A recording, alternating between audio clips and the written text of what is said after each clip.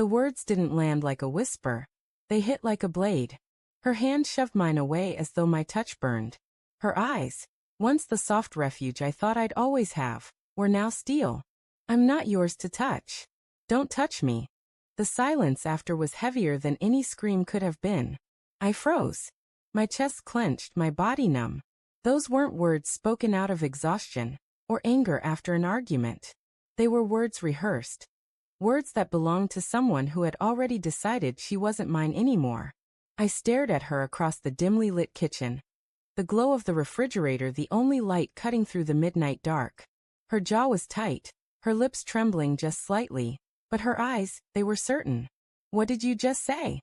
My voice cracked, not with rage but with something worse, disbelief. She turned her back to me, pouring herself a glass of water. She didn't answer. And in that silence, the shadow I'd been pushing away for months grew claws. Looking back, I realized the betrayal didn't arrive tonight. It had been seeping in, drip by drip, until I was drowning. Her phone that used to lie face up on the couch now stayed locked, screen down. The late nights at work, the sudden laughter at texts she'd hide behind her hand. I'd tell myself I was paranoid.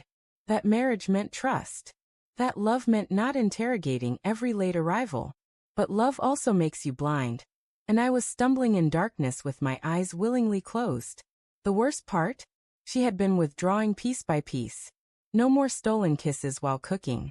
No more warmth when I reached for her in bed. Just polite distance.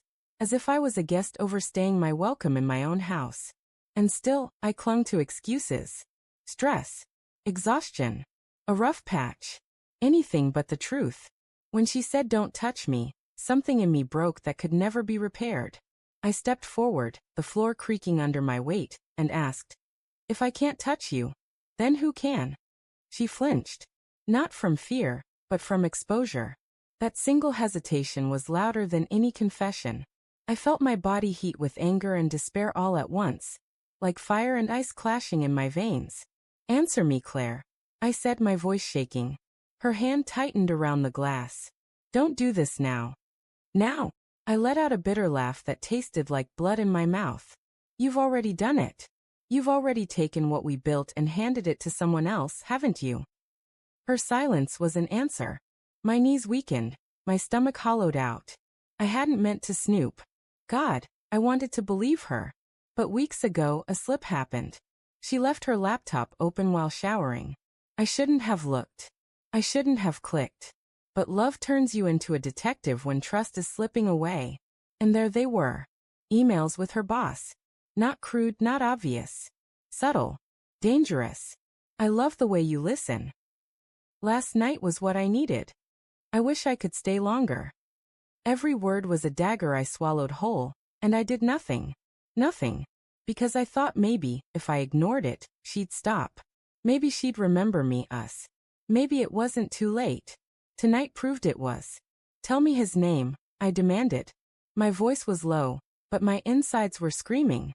Her lips parted, but no sound came. That was answer enough.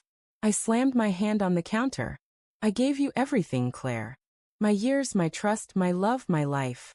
And you gave yourself away to him." Tears gathered in her eyes, but I couldn't tell if they were guilt or anger. "You don't understand," she whispered. "Make me understand." I shouted. My voice echoed through the kitchen, through the cracks in the walls, through every empty corner of this house that once felt alive with us. Her shoulders slumped. I was drowning. You stopped seeing me. I needed to feel alive again. He gave me that." I staggered back, her words cutting deeper than any affair could. I stopped seeing her? Was that my sin? Working late to pay the bills. Forgetting flowers on anniversaries? Not holding her long enough at night? I wanted to scream, to deny it, to tell her she was lying just to ease her guilt. But part of me knew, relationships don't rot in silence without reason. She reached for me then, maybe out of pity, maybe regret. But when her hand brushed my arm, it wasn't love. It wasn't hers to give anymore. I pulled back. My throat tightened. My eyes blurred, but I forced the words out. "Then you're not mine to keep." Her breath caught. For the first time, her confidence cracked. She whispered, "You don't mean that." But I did. And she knew it. I walked past her, past the broken pieces of our marriage scattered across the kitchen tile like invisible glass.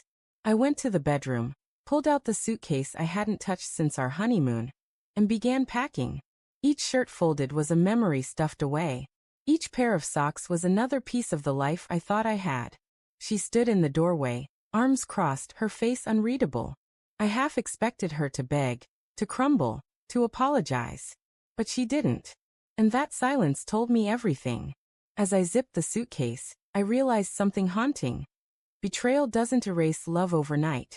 I still loved her. God help me, I still loved her. But love without trust is just a wound that never heals. When I walked out of the house, the night air hit me with a cold finality. The cicadas hummed. The streetlights flickered.